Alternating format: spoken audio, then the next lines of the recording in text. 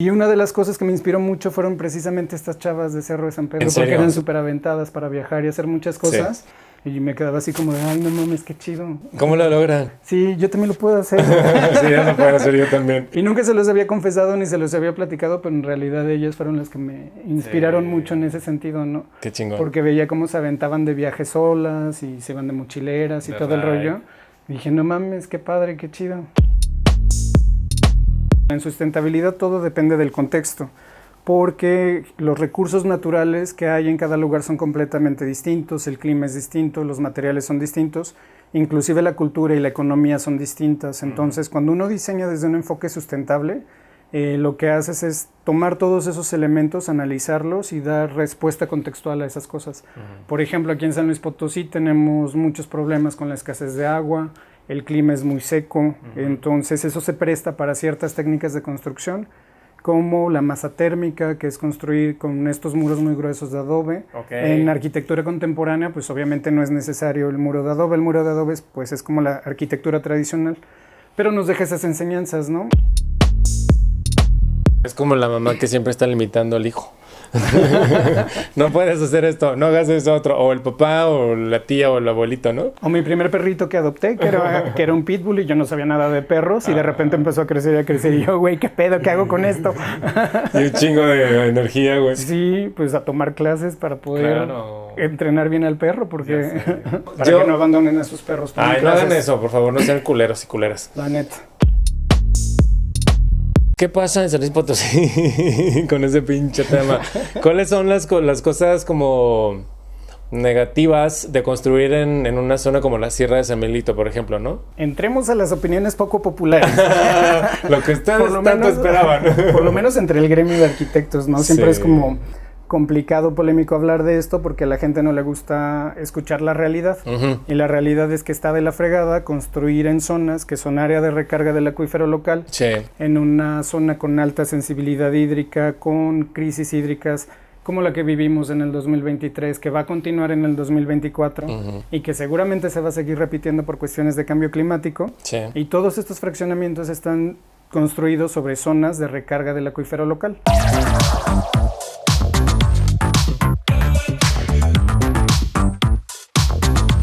Hola, ¿cómo andan? Yo soy Van Gaelle. El día de hoy estoy una semanita más, un miércoles más, para compartir con todas y con todos temas que les pueden resultar bastante interesantes, con invitadas, con invitados, invitades, que creo yo que les pueden servir bastante, les pueden caer bastante bien. Por aquí pueden ver en esta parte un bulto negro, que ya está por aquí el invitado.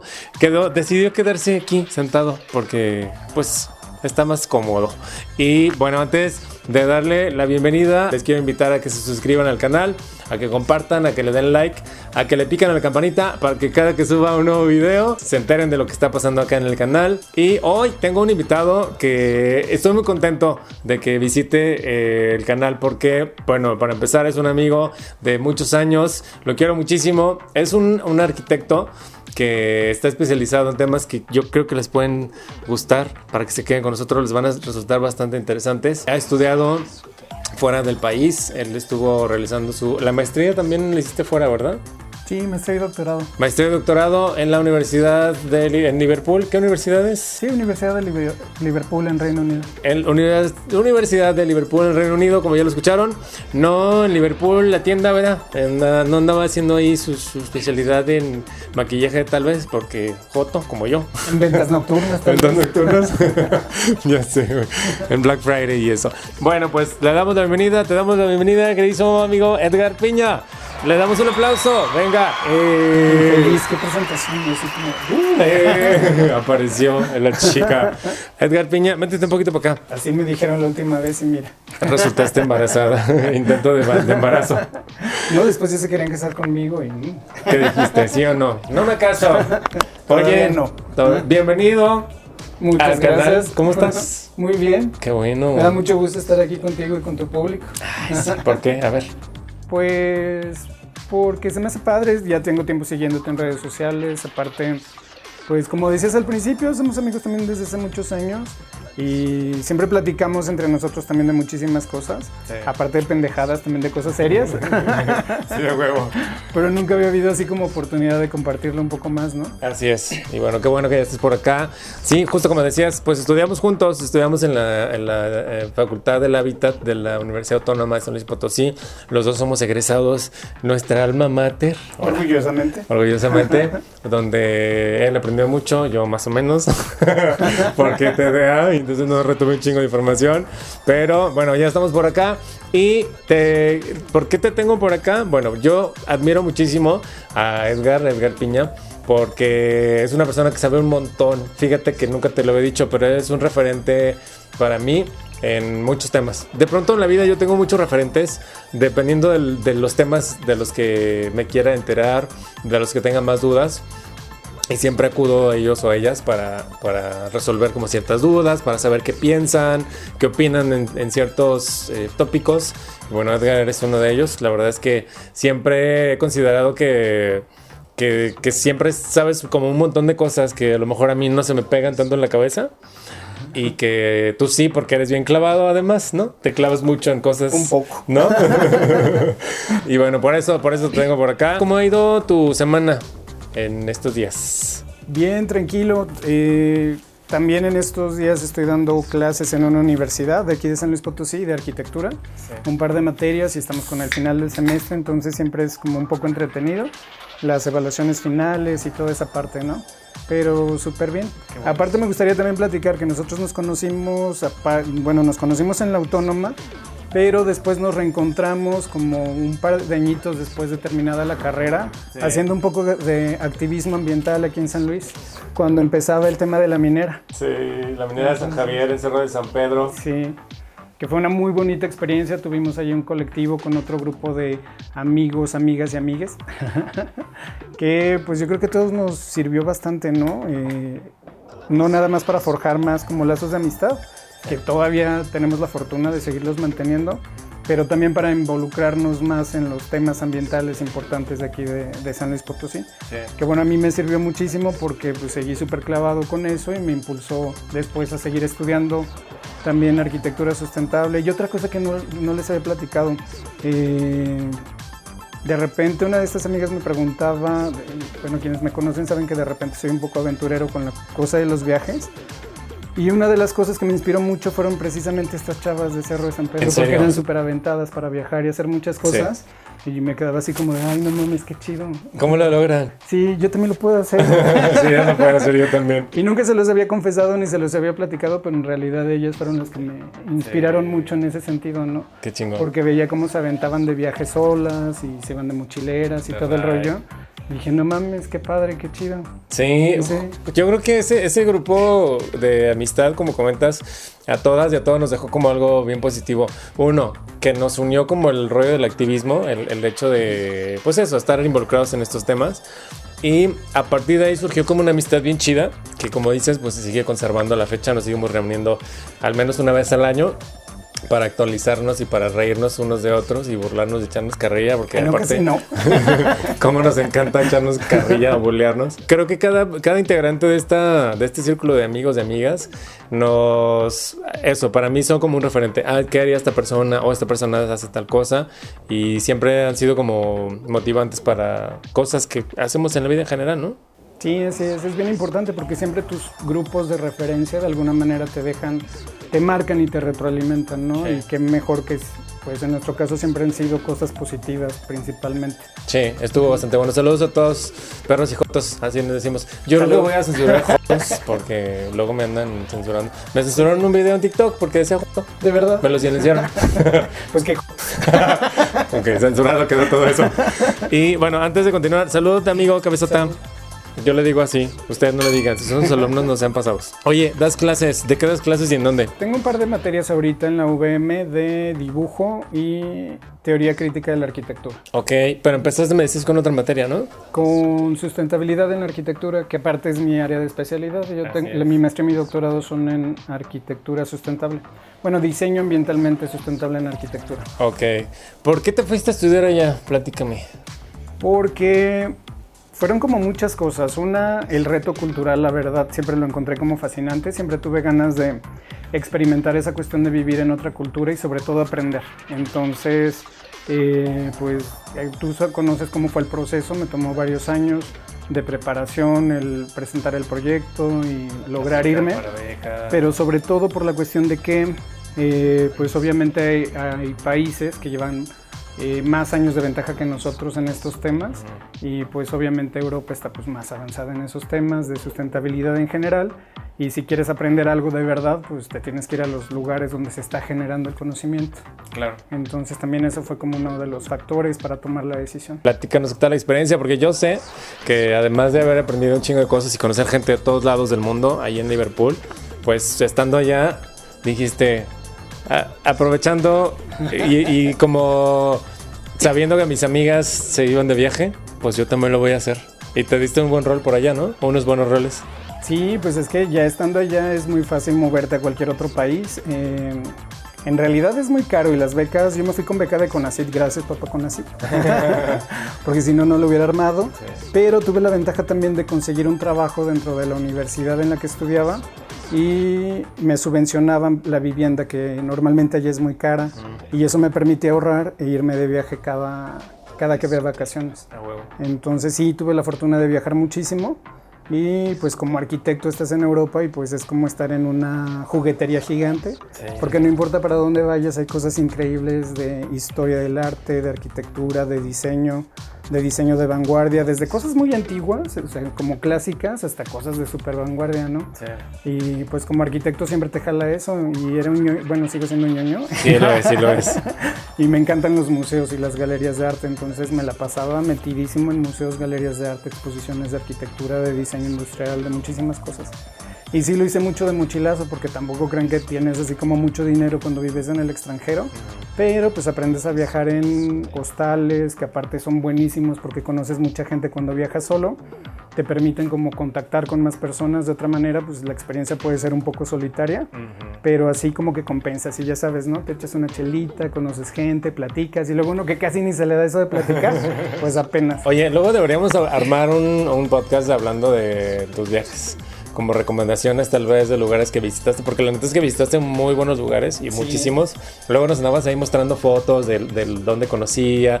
Además de eso, como eres bien clavado, güey, te grabas toda la información histórica de estos lugares que visitaste, de estos sitios, y uno así, mira, no mames, qué chingón esto, o no mames, no tenía ni idea de lo que existía allá y de por qué existió como tal, ¿no? En cuanto a arquitectura. Entonces, hablemos de eso después, que puede valer mucho la pena. Sí, ¿no? Normalmente soy bien despistado y no retengo muchas cosas, pero sí, tienes razón, esas cosas como datos históricos o culturales me quedan súper grabados siempre. Muy cabrón, muy cabrón. ¿Por clavado que eres? Sí.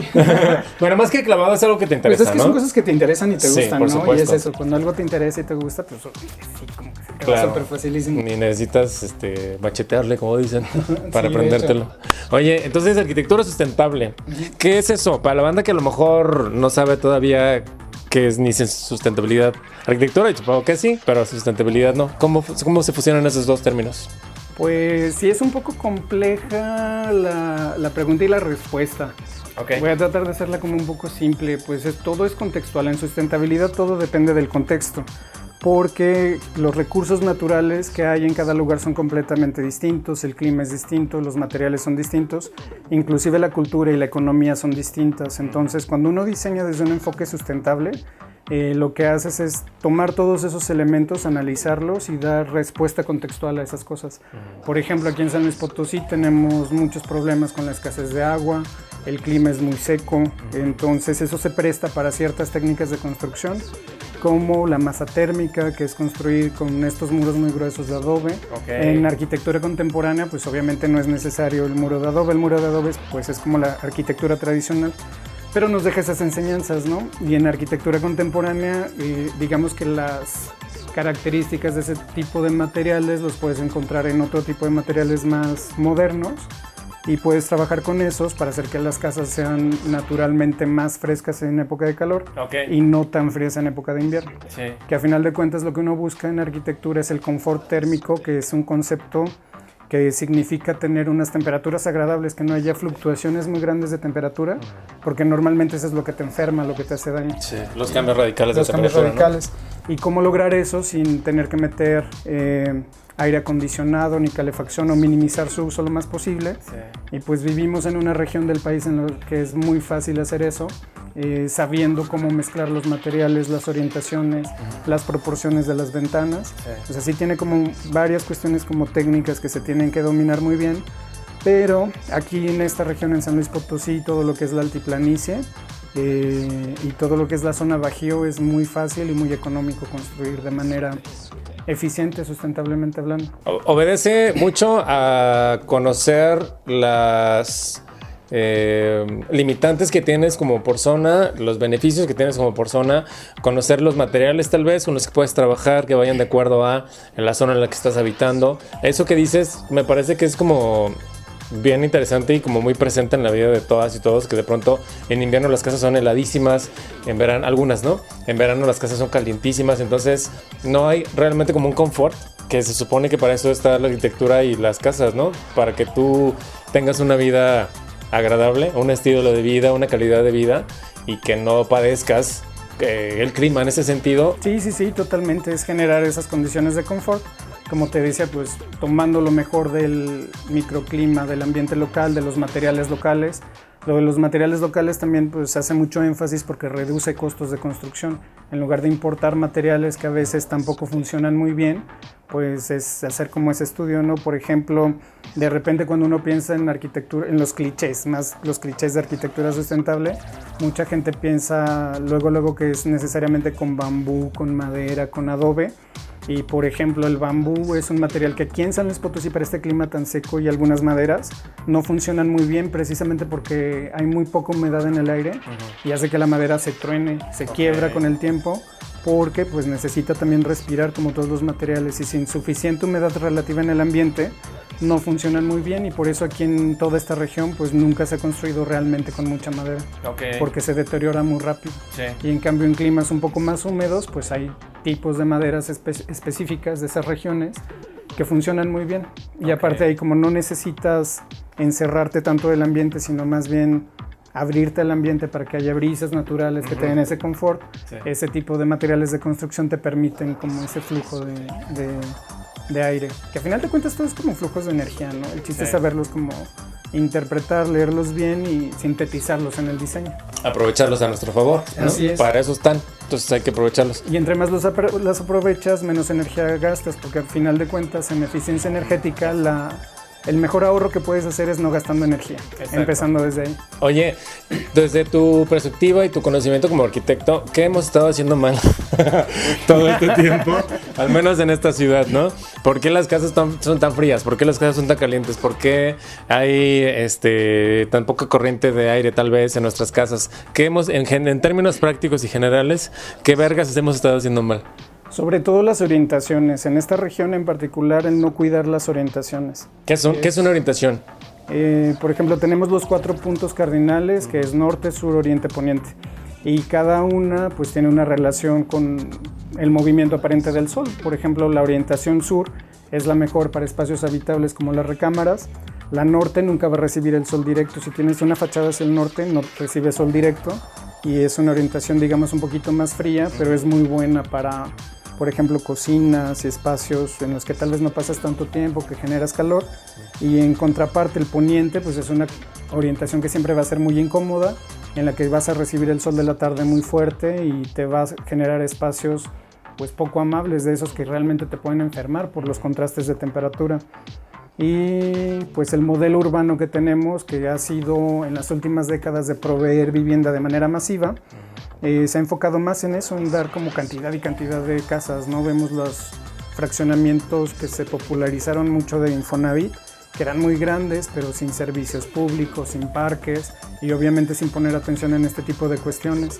Entonces, pues ha generado ciudades como San Luis Potosí y en todo el país, no es únicamente de San Luis, en las que la mayoría de las viviendas pues no están realmente adecuadas para su clima local. Está cabrón, ¿no? Sí. Porque se traduce justo en calidad de vida. Y un mayor consumo de energía, porque tienes una casa que no está bien orientada, en verano tienes que meter aire acondicionado. Sí. En invierno tienes que meter calefacción, etc. Y esos vienen acompañados con sus problemas. No es únicamente el consumo energético, sino que también, por ejemplo, el aire acondicionado reseca mucho el aire y eso también tiene problemas en las mucosas de las vías respiratorias que luego inciden en problemas de asma, problemas de vías respiratorias, exacerban alergias. Todo está como muy relacionado porque al final de cuentas somos pues seres biológicos y también nuestros espacios tienen que estar diseñados para responder a nuestra biología de alguna manera. Claro. Y no se piensa en ello generalmente, ¿no? No, muy poco.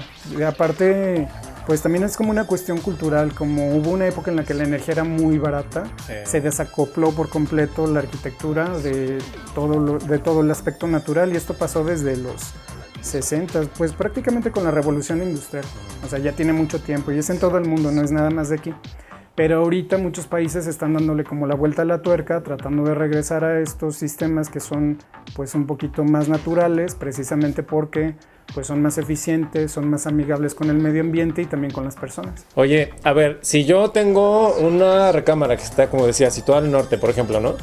Y que es completamente fría, o situada al poniente y que siempre está súper caliente porque toda la tarde le da el sol, ¿ya me chingué?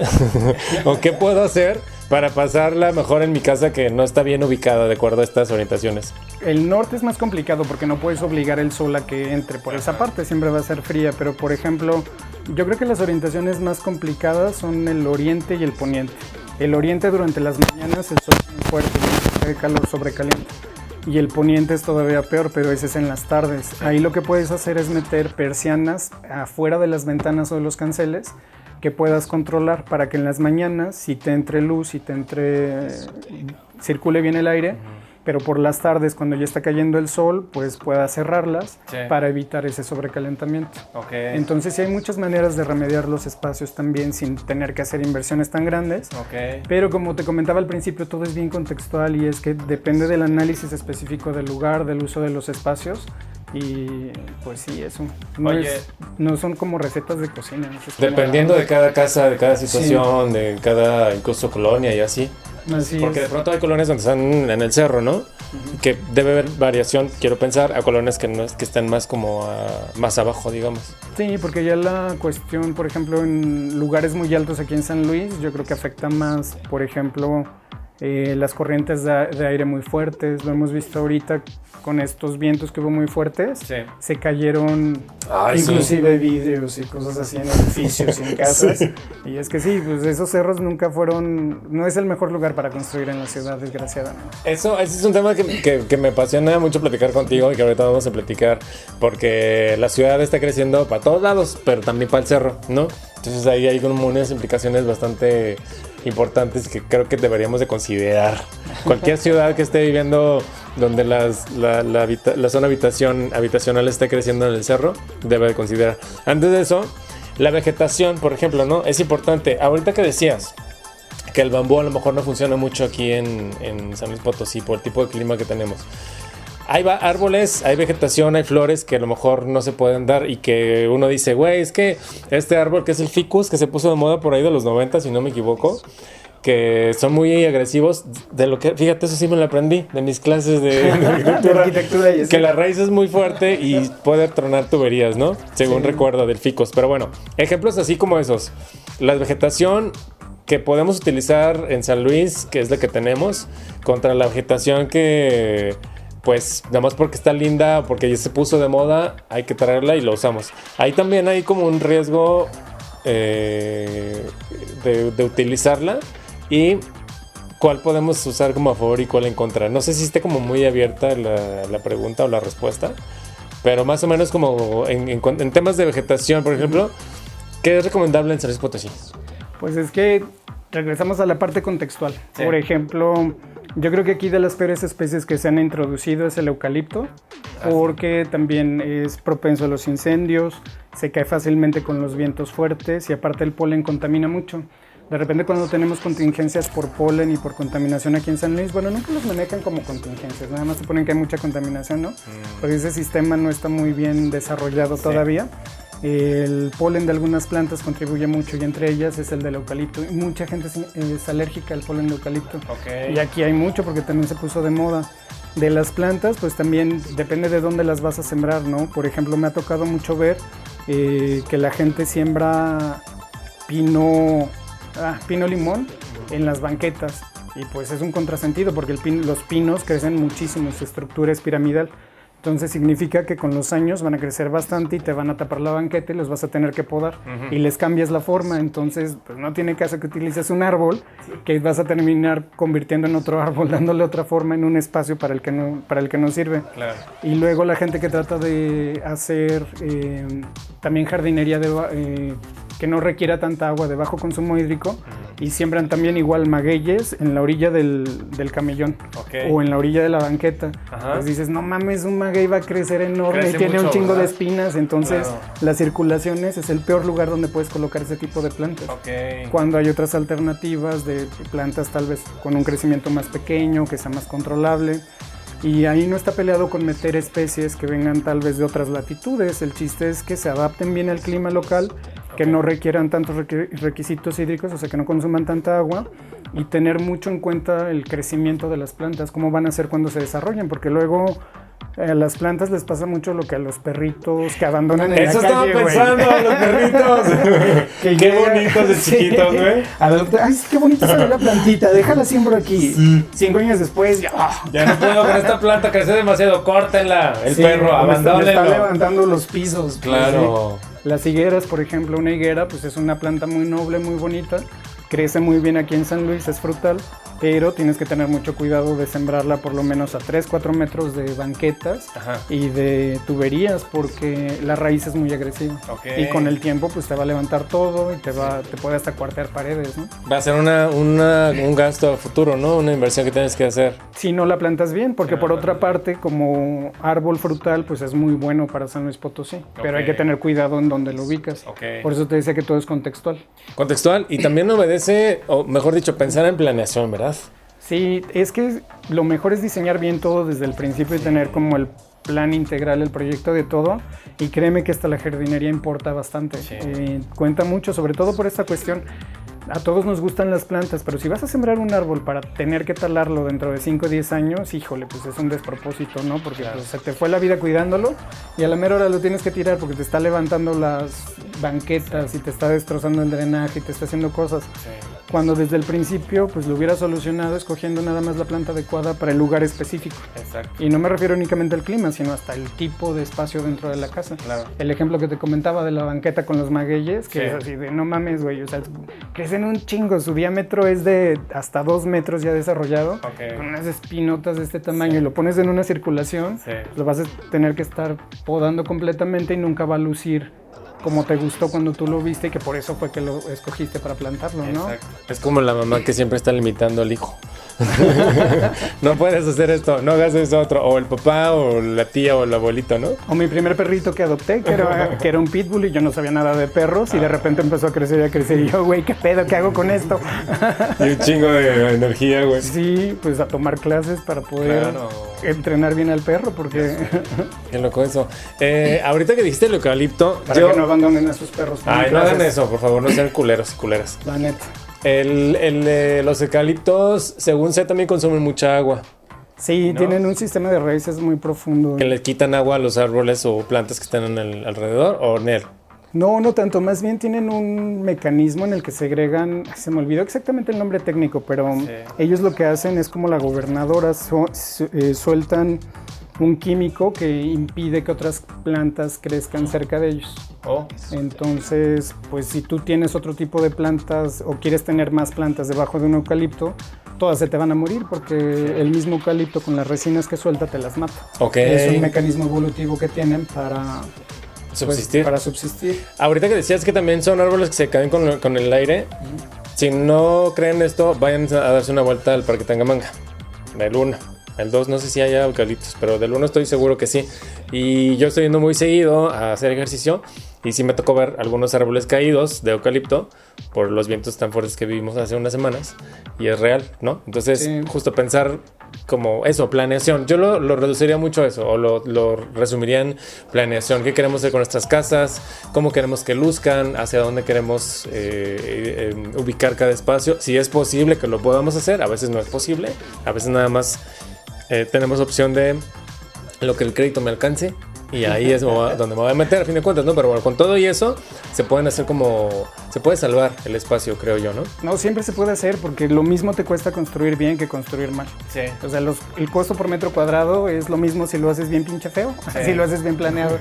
Tal vez le tienes que invertir un poquito en la parte precisamente del diseño, que es la parte de planeación, pero pues se paga con el tiempo. O sea, no, tampoco es una inversión tan onerosa, ¿no? Claro. No es tan grande. Y vale la pena porque normalmente pues el ciclo de vida de una casa que es mínimo 50 años y ya mucha gente cuando decides comprar una casa normalmente es porque ya te vas a quedar ahí, no estás pensando como en, ay, me voy a salir o así, ¿no? Voy a comprar esta y luego ya que me aburra me compro otra. Pues ojalá se pudieran dar esos lujos, ¿verdad? Esos gustos. No. Pero no es posible. No, la economía no está para eso. Ya sé. Oye, de la arquitectura, de todo esto que me estás platicando ahorita, ¿qué es lo que más disfrutas? Entiendo un poco justo como la sustentabilidad y demás, pero ¿qué es la parte que más disfrutas de todo este proceso en tu chamba? Fíjate que por las experiencias que he tenido es el intercambio con los clientes. Porque el diseño, por lo menos para mí, un buen diseño tiene que ser a la medida. Es, no sé, como tú que de repente has trabajado un poco de costura y ese tipo de cosas, pues normalmente diseñas a veces para un cuerpo muy específico, ¿no? Uno como arquitecto también diseñas para una familia muy específica, para gustos muy específicos y cuando tienes un buen diálogo con el cliente, pues llegas a conocerlo más y por lo tanto puedes diseñar mejor, diseñas a la medida. Y ese intercambio a veces es, bueno, no a veces, siempre es buenísimo porque generas una buena relación a veces y la mayoría de las veces hasta una amistad, que esa parte está bien padre porque te inspira a diseñar todavía más, aparte diseñas sabiendo que va a ser algo que le va a gustar completamente a tu cliente y que lo va a disfrutar totalmente y por lo general la gente se queda como muy contenta también con este tipo de diseños, ¿no? Cuando son hacia la medida, porque a veces tienen, no sé, la idea de o alguna obsesión de diseño en particular cuando la gente está diseñando sus casas y dices, bueno, sí se puede implementar, pero lo podemos mejorar todavía más de esta manera para que funcione mejor y se adapte, ¿no?, a tu estilo de vida y que aparte tenga como estas cuestiones de confort térmico que platicábamos y todo se puede lograr. Entonces a mí esa parte me gusta muchísimo, como el diálogo, porque al final de cuentas te abres también tú como diseñador a veces a cosas que tal vez ni siquiera se te hubieran ocurrido por ti mismo. Ok, qué chido. Como mucho de la sensibilidad que debes de tener como arquitecto para entender las necesidades de alguien más, ¿no? Así es. Ay, qué chido. Sí, esa parte es increíble. Bueno, a mí se me hace súper bonito. Oye, estábamos hablando hace rato de cómo la ciudad está creciendo, ¿no? Y justo aquí en San Luis Potosí, pues la zona de la Sierra de San Miguelito, que ha sido como un tema, pues ahí muy ríspido porque están sucediendo como un montón de cosas. Esta otra zona que está hacia el periférico o poniente de la ciudad, por donde está la Minera México, que también es una zona de una alta contaminación del suelo que tiene, y que de pronto se venden como zonas de mucha plusvalía, sí lo son, pero como que te venden la idea de una cierta exclusividad y que una zona como muy cara, que sí lo es. Y como muy cara, y como está muy arriba, hablando como de estos conceptos de estoy yo arriba y ustedes están abajo y desde acá la vista es más bonita, etcétera, etcétera. ¿Qué pasa en San Luis Potosí con ese pinche tema? ¿Cuáles son las cosas como negativas de construir en una zona como la Sierra de San Miguelito, por ejemplo, ¿no? Entremos a las opiniones poco populares.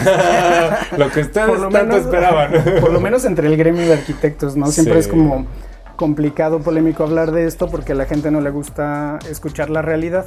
Y la realidad es que está de la fregada construir en zonas que son área de recarga del acuífero local, en una zona con alta sensibilidad hídrica, con crisis hídricas como la que vivimos en el 2023, que va a continuar en el 2024 y que seguramente se va a seguir repitiendo por cuestiones de cambio climático.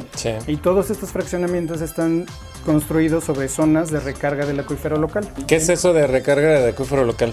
Están al pie de la Sierra de San Miguelito y por la geología que tiene la zona, pues tiene ciertas fracturas o como fallas geológicas que ayudan a que el agua de la sierra se vaya infiltrando poco a poco y llegue al subsuelo a todo lo que es el Valle de San Luis Potosí. Del agua que extraemos de los pozos, ¿no? Sí, y todo lo que están construyendo en esa parte, pues obviamente rompe como todo ese ciclo del agua. Y aparte, lo peor, últimamente se están construyendo fraccionamientos en esa zona y los promueven con pozo propio, que va a ser como otro golpe más duro a todo el sistema de recarga del acuífero local, porque si de por sí ya era complicado que el agua se recargara y todavía rompes el ciclo con mayor extracción más arriba de la sierra, todo lo que hay de grietas y de fallas geológicas, pues podemos esperar que en los próximos años empeoren y que surjan otras nuevas. Porque ya no va a haber esa agua, ese flujo de agua se está rompiendo por esa extracción que ahora se está haciendo en la sierra. Sí, claro. Entonces, pues está de la fregada, porque también el que te quieran vender este tipo de proyectos como si fueran la vanguardia, pues la verdad están muy lejos de ser vanguardia en cuestión de diseño urbano.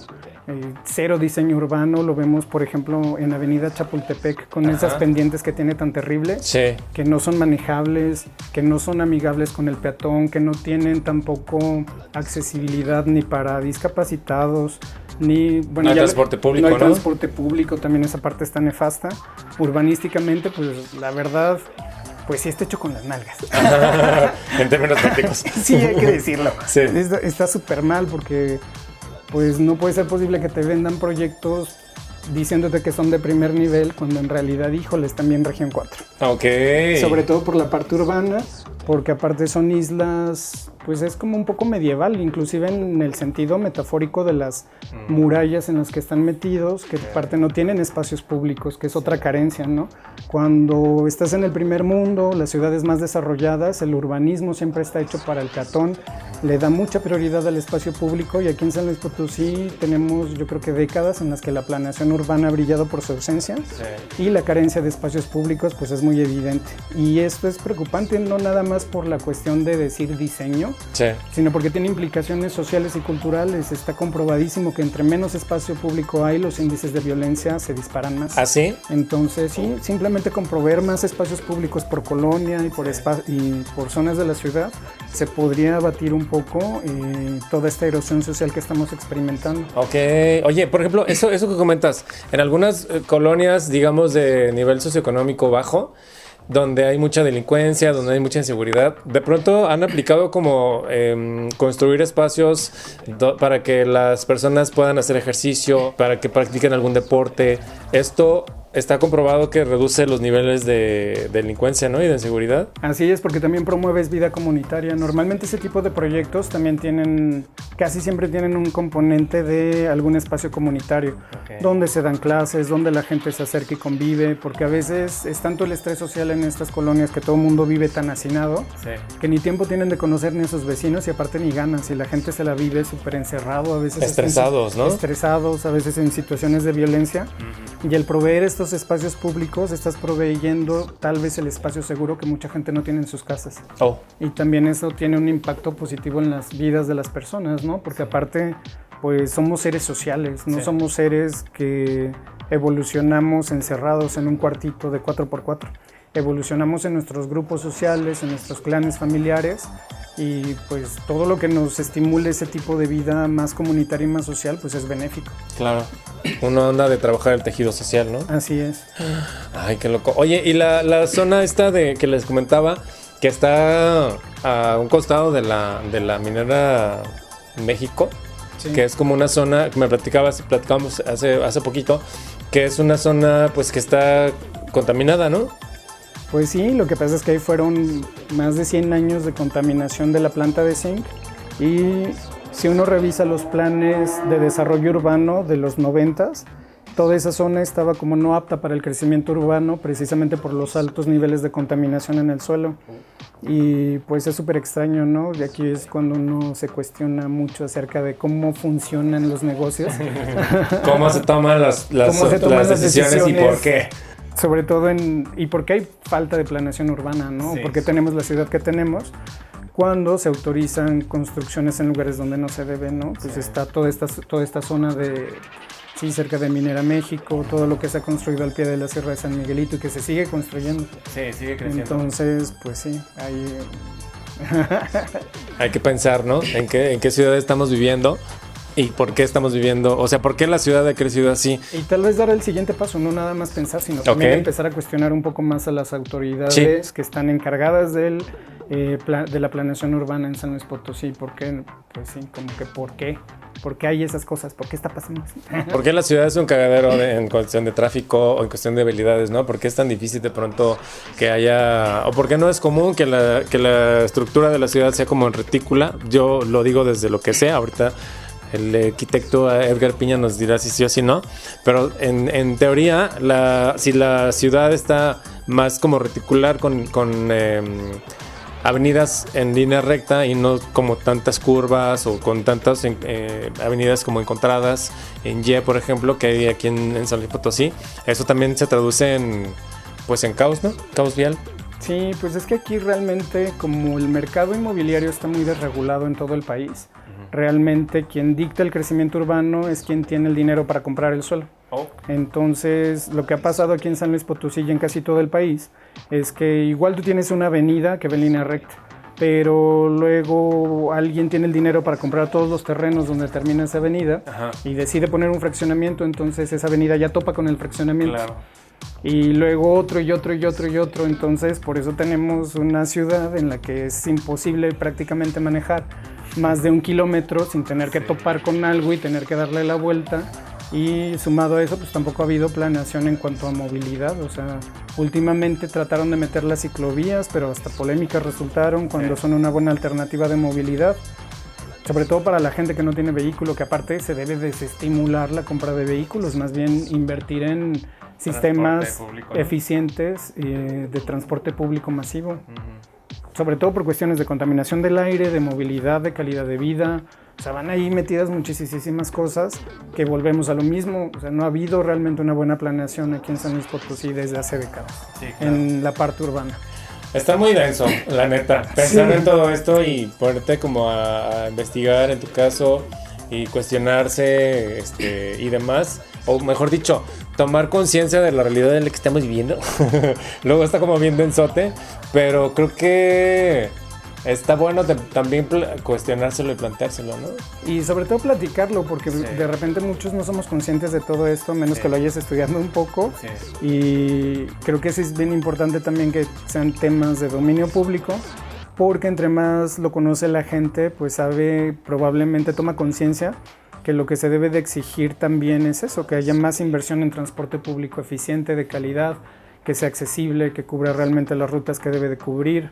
Pues son como muchas cuestiones logísticas, ¿no? Pero a final de cuentas se requiere también que pues la población, que nosotros como ciudadanos lo sepamos para que lo exijamos y también para que no nos vean la cara tan fácilmente con proyectos de inversión que a veces son faraónicos, que están mal ubicados, mal planteados, etcétera, etcétera, ¿no?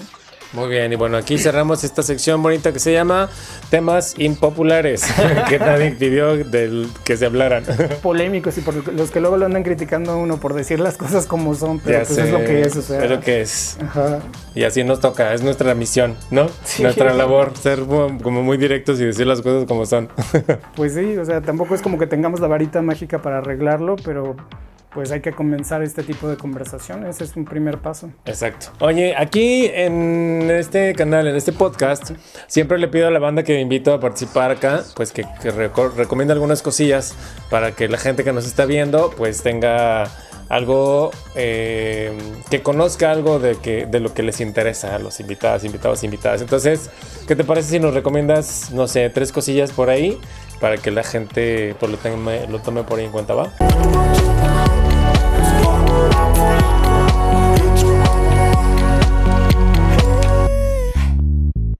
Siempre está difícil pensar así como en una lista de 3 cosas, o de las que sean verdad. Pero yo creo que viajar de mochilazo es súper importante en esta vida. Ok. Luego, ¿Por qué? ¿Por qué de mochilazo?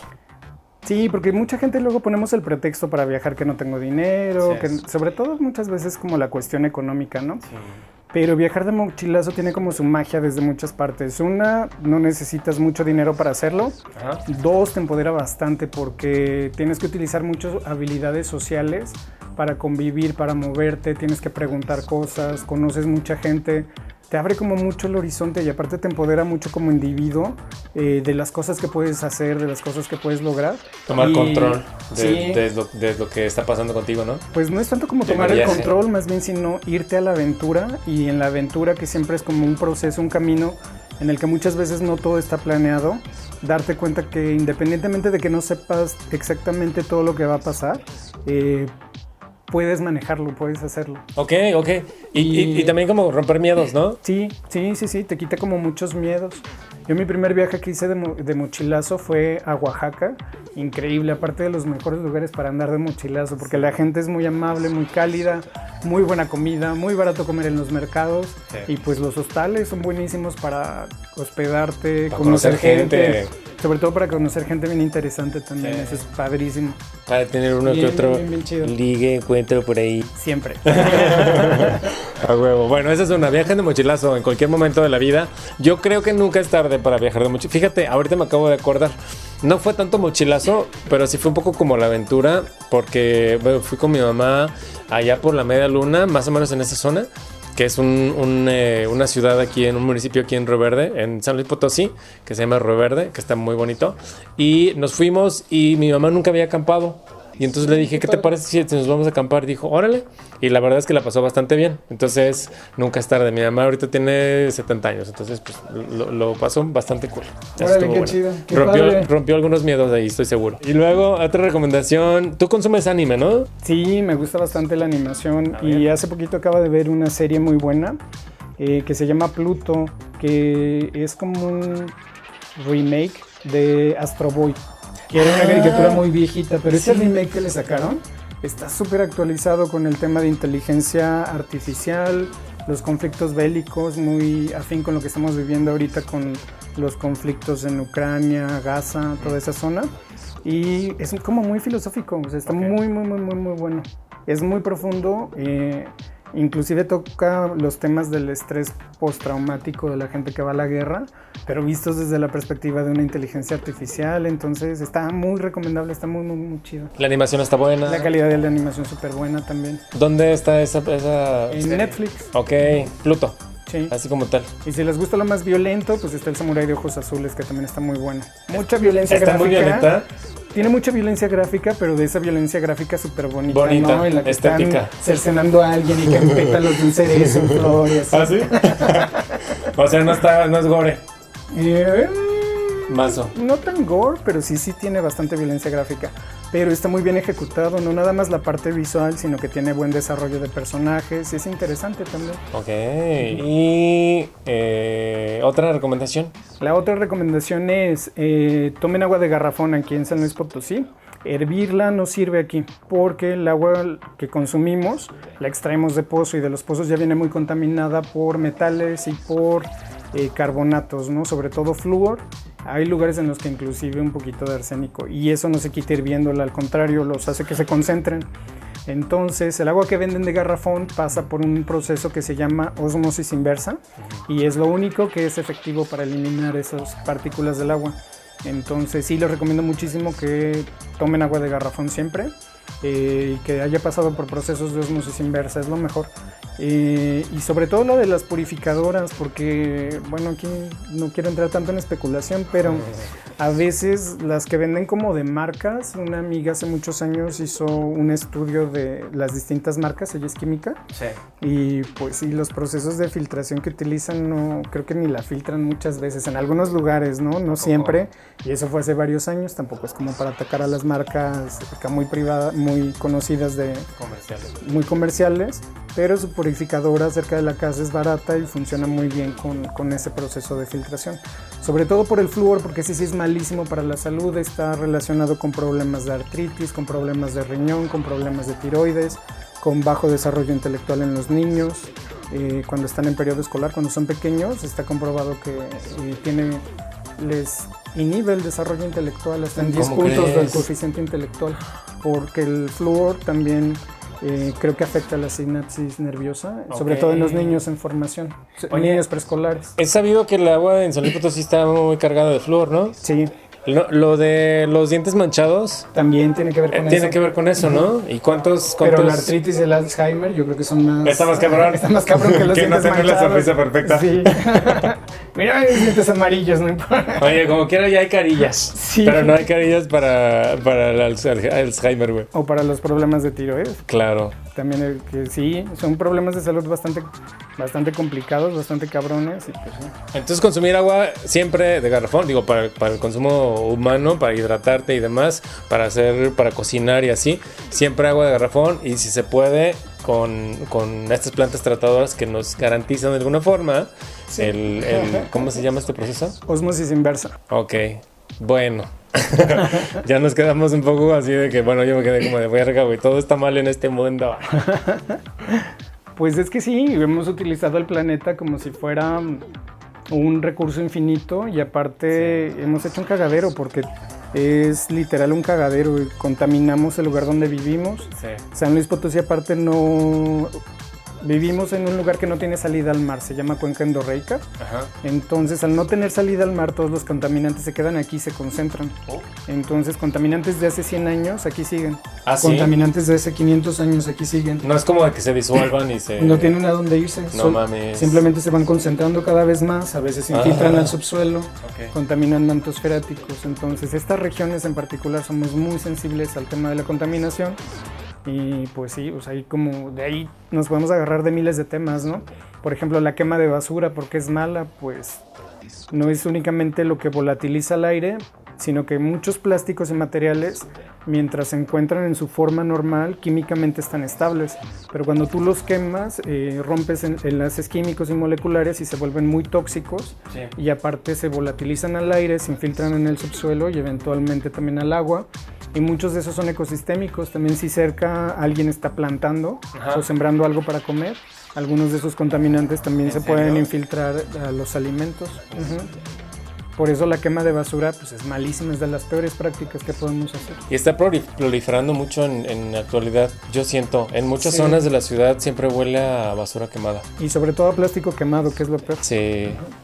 Qué padre, ¿eh? A ver cuándo te vuelvo a invitar para que nos tires toda la Cuando se ilusión. quieran sentir muy optimistas y necesiten que les levante el ánimo ambientalmente. Vengan, platican con el arquitecto Edgar Piña. Oye, todo está bastante interesante, me parece como que debemos de tomar en consideración muchas cosas, pero bueno, para la gente que a lo mejor está probablemente por construir su casa, no, anda en búsqueda de un arquitecto, quiere saber acerca de sistemas para utilizar mejor los recursos naturales, para que tu casa esté fresquita cuando tiene que estar, para que esté calentita cuando tiene que estar, para reutilizar el agua tal vez, o sea, un montón de cosas que podemos usar. Y si no están por construir su casa, pero a lo mejor ya tienen una casa, un depa o lo que sea donde estén rentando, pero quieren vivir como una calidad de vida más chida, más tranquila dentro de su núcleo, dentro de su hogar, pues pueden contactar aquí al arquitecto Edgar Piña. Doctor ¿en qué? Diseño ambientalmente sustentable en arquitectura. Por la Universidad de Liverpool. Así es. Y ahorita también con el tema de la escasez de agua, ya tengo tiempo trabajando jardinería sustentable de bajo consumo hídrico, que es muy similar el proceso de diseño al arquitectónico. En la parte de los jardines también se diseñan en función de los gustos de cada cliente, porque también luego hay plantas que hay clientes que no les gustan, o hay gente que tiene aversión a ciertos colores en las plantas, Sí. o a cierto tipo de plantas, pues todo también eso se toma en cuenta para diseñar algo muy específico, no al gusto, pero aparte que pues consuma poca agua ahorita que estamos en época de crisis hídrica y que de alguna manera nos tenemos que acostumbrar porque va a continuar. Entonces, pues si les interesa el tema y me quieren contactar, mi página web se llama eltallerbioclimático.com, el Facebook también es el Taller Bioclimático y en Instagram también como el Taller Bioclimático. Ahí está. Próximamente me comentabas que estás planeando por ahí dar algunos talleres también en estos temas. Por si ustedes están interesados en que Edgar, el arquitecto Edgar Piña, dé algún taller en alguna universidad, en algún espacio donde ustedes crean que esto puede servir, esta información puede servir, pues por ahí también lo pueden dar, alguna conferencia tal vez, y pues conocer un poco más acerca de tu chamba que estás haciendo, que me parece bastante interesante. Luego nos damos un tour ahí por tu casa, a ver si se puede, para conocer ¿cómo se llama? ¿Estanque? No. Sí, el estanque biológico. Estanque biológico, que está bastante cool, quedó muy lindo. Sí, es que también he trabajado albercas biológicas, estanques biológicos de bajo mantenimiento. Pues es que a final de cuentas como que un tema te va jalando con otro, con otro, y uno que es bien clavado de aprender cosas, es como de todo el tiempo estás aprendiendo, tomando cursos, talleres, etcétera, ¿no? Precisamente por esta visión de tratar de hacer una arquitectura pues más integral, más armoniosa con el medio ambiente y con la naturaleza. Entonces pues sí, todo va abonando. Y claro que sí, con mucho gusto. Aparte con las pláticas también ya tenemos más experiencia estos 2 últimos años. Bueno, el año pasado tengo el gusto de formar parte también del Consejo Hídrico Estatal, donde hemos estado trabajando como sociedad civil con el tema del agua. Y pues seguimos trabajando también en ese tema, llevando pláticas también a las colonias, a escuelas, a universidades, acerca de todo el tema en general del agua. Y pues es una plática con la que en realidad nos ha ido muy bien dentro del Consejo. Nos han recibido muy bien en muchas facultades de aquí de la Autónoma, en la Universidad de Matehuala, un par de escuelas y también en colonias. A mí me gusta muchísimo porque también he tenido oportunidad de aventármelas con juntas de vecinos así en la calle tal cual. Pero luego es padrísimo porque pues es la gente que le interesa y pues todo esto comenzó también porque pues todos trabajamos y normalmente muchas de estas pláticas y conferencias se hacen en grupos, en lugares muy cerrados, muy académicos y en horarios aparte en las que todo el mundo está trabajando, en horarios en los que casi nadie puede asistir, ¿no? Cuando te ponen un taller, una plática un martes de 11 de la mañana a 1 de la tarde, ¿quién va a poder ir? ¿Quién puede ir? Pues más que estudiantes o gente que está metida en academia y que es parte de su trabajo. Y las pláticas tratamos de llevarlas, las del Consejo Hídrico por lo menos, a las colonias y nos ponemos de acuerdo con grupos de vecinos y nos adaptamos también al horario en el que los vecinos pueden participar un poco más, ¿no? Ah, qué chido. También si quieren que por ahí por su colonia lleven estas pláticas, que es información que es bastante útil y que creo que todas y todos tenemos la obligación, el derecho a tener acceso. Bueno, pues contacten a Edgar Piña, el arquitecto Edgar Piña. Y a mí me pueden buscar en todos lados como Van Galle. Estoy en TikTok, estoy en Twitter, estoy en Instagram, estoy en Facebook, estoy en YouTube, mi canal. Y en Spotify. En Spotify estoy subiendo el formato audio de este podcast para que lo puedan escuchar también ahí mientras estén haciendo sus actividades cotidianas. Y pues nada, gracias arquitecto Edgar Piña, doctor en arquitectura ambiental, diseño ambientalmente sustentable en arquitectura. Eso. Ya te voy a decir, oiga, me anda doliendo la garganta, que anda receta, pero no es ese tipo de doctor. No, esos son médicos, es diferente. Y pues nada, gracias por estar acá. ¿Algo más? ¿Algún saludito que quieras mandar para alguien? No, muchas gracias a ti y pues no, saludos a todo el mundo, en realidad a toda la banda. A tus fans. Ay, qué. Salud, antes de largarnos. Salud. Qué chido que me diste. Oye, qué chido lo de el podcast. No sabe que lo estás transmitiendo también en... Sí, lo estoy trepando por ahí. Solo MP3 para que la gente lo pueda escuchar. Y pues nada, nos vemos próximo miércoles a las 8 de la noche, cada miércoles, cada semanita, un podcast nuevo aquí en este canal. Y gracias por ver. Nos vemos la próxima.